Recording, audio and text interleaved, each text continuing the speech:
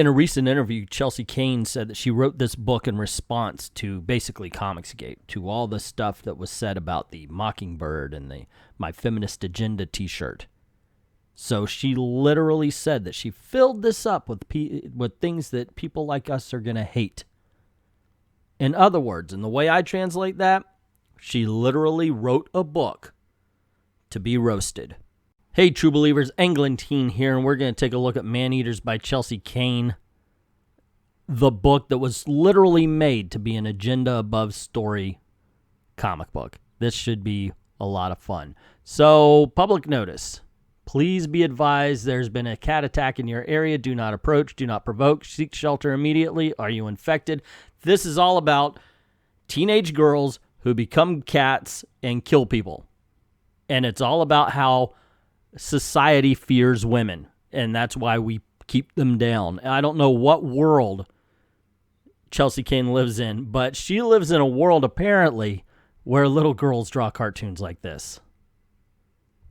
In the near future, a hero will rise. She will set her people free, and the world will know her name, Tampon Woman. Mwahaha! My castle of patriarchy is complete. No one can stop the systematic domination of women now. Not so fast, Mr. Misogyny.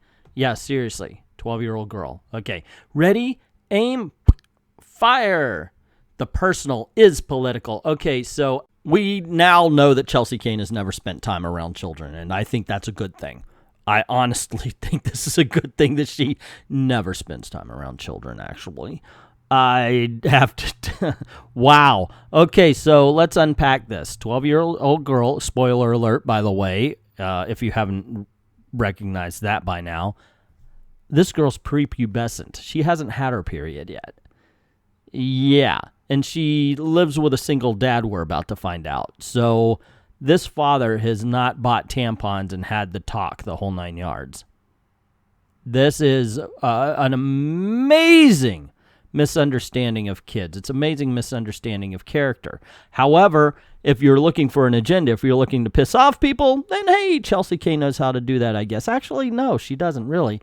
This is just kind of one of those things that go, you know what, it's just a bad choice. You could have literally written a decent story. It's cat people. We've seen this before. If you watch a Nastassja Kinski movie from the 1980s called Cat People, it's done. You're doing old work, Chelsea. You're not original in any way, shape, or form. And if you really want to know how out of touch with kids Chelsea Cain is, she then says, so that's my dad after he comes in. She says, that's my dad. He's not what some people think of when they picture a cop. And this is what Chelsea Cain has a 2018 12-year-old girl think of as a cop. Don Johnson and Tom Selleck. Now, granted, if you're in the 80s, Don Johnson, Tom Selleck, that works. But judging by the pussy hat on this girl's head, it ain't the 80s. Oh, and by the way, has anybody else noticed everything about this book? You have, she's wearing the pussy hat. It's about cats. Get it? Get it? People are afraid of cats. People are afraid of the pussy hat. People are afraid of the pussycat hat. People are afraid of women. Are we getting that yet? Has it not been hammered into you yet? This is all agenda, no story, and obviously she has no sense of character. Well, kind of. Let me stop here so you know where I'm standing, where you know what position I'm standing for here. I understand. Chelsea, I understand. You're trolling. This entire book is a troll. She even said so. I'm putting all of this stuff in to piss off those comics gators and piss off people like this. This isn't meant to really be taken seriously, which is sad because she could really do something with the story of cat people to tell a modern day story, but unfortunately she's decided to troll. She's pissed off and she's lost all sense of reality and all sense of, I don't know, sense of self almost. She has an idea of what things are or how things should be, that she doesn't realize what things are, and she cannot accept it. And I think that's one of the bigger problems. This, like I said, this is a decent premise. It's been told before, like I said, but I don't know. She's pissing it away to make a point. And that's what she did with her career in Marvel as well. So, just to be clear, I know she's trolling and I'm jumping in. Why? Because I thought I'd have fun with the book. Because what a trash fire. What a trash fire she made her career, and what a trash fire this book is, considering what it could have been. So we meet the little girl's dad, and we find out he's a detective. He's apparently, while he was biking, was called away to a homicide, and he shows up in his biker outfit. I'm not sure that's how they do things, really. I'm very much used to the TV shows and movies where they show up in suits and they have the badge, but not a detective. Can't really tell you, but here you go. Now, just to make a point here, I'm going to bring this page back up. This is what we're told her father is. It's basically breaking him down to just a few this would be what your kid would notice. Because your kids really don't know who you are. They only know what you tell them and what they can see. So it's very basic. And if this story was completely told by the point of the view of the daughter, I think it would be sufficient. This is all we would need to know about him. And this would be a clever way of doing things, a clever way of showing it, because once again, it should be from the point of view of the kid. Unfortunately, this is still all the characterization we're going to get of the dad, all the while we shift points of view to the dad. Anyway, like I said, we join him at a homicide previously, or I guess continuing our story. She says, my dad says that being a homicide detective is just like any other job, and it shows him he's holding 2 cups of coffee. His partner, I guess, is wearing a weird dress and a collar. And what do we got? A couple of customers came in and found it like this. We've cleared the building, still canvassing the neighborhood for a murder weapon. No ID.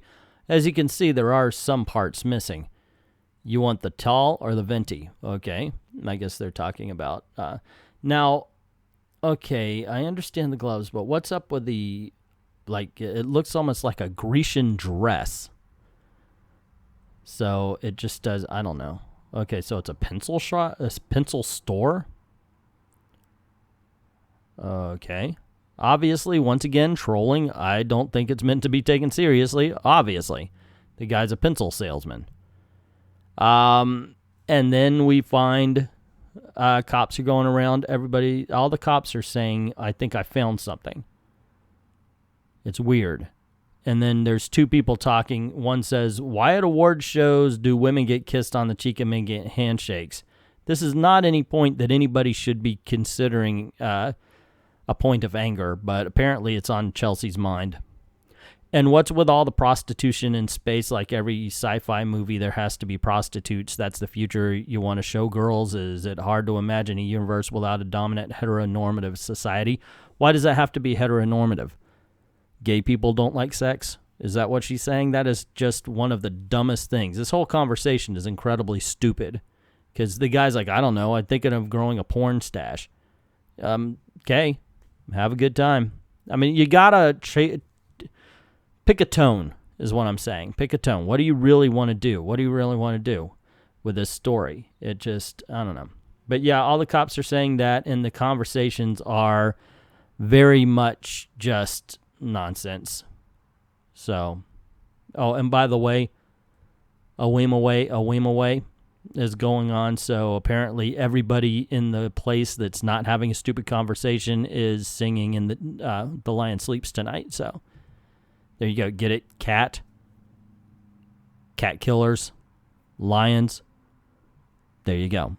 The lion sleeps tonight. Yeah, weird shit. But nobody actually finishes that. Not even the dandy man in Portland.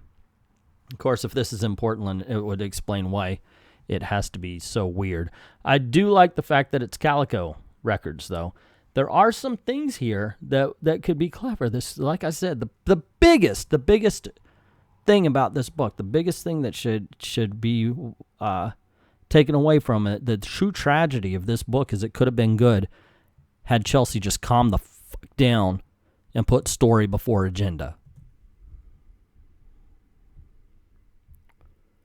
The next few pages, well, they're kind of a waste. It's like a few words in a couple of boxes, and it's not very good art, so there's nothing really to look at. But they said that if cops suspect a big cat incident, that they're supposed to turn it over to something called SCAT. It's got a name, and I'm not going to read it off. But anyway, SCAT, of course, crap. So the cops are seen as crap. Ta-da! See? Anyway, specialists are. But it goes through what everybody thinks are specialists and such like this. The hunter, the tracker, so forth and so on, and what makes a SCAT team.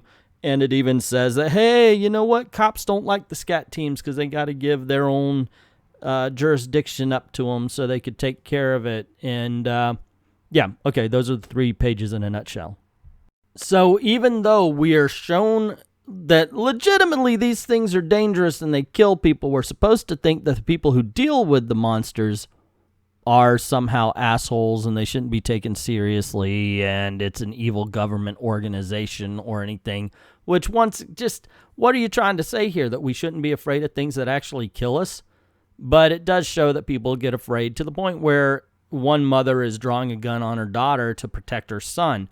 Okay, once again, it's possible for this daughter. Oh my God, Chelsea, what the hell are you trying to say?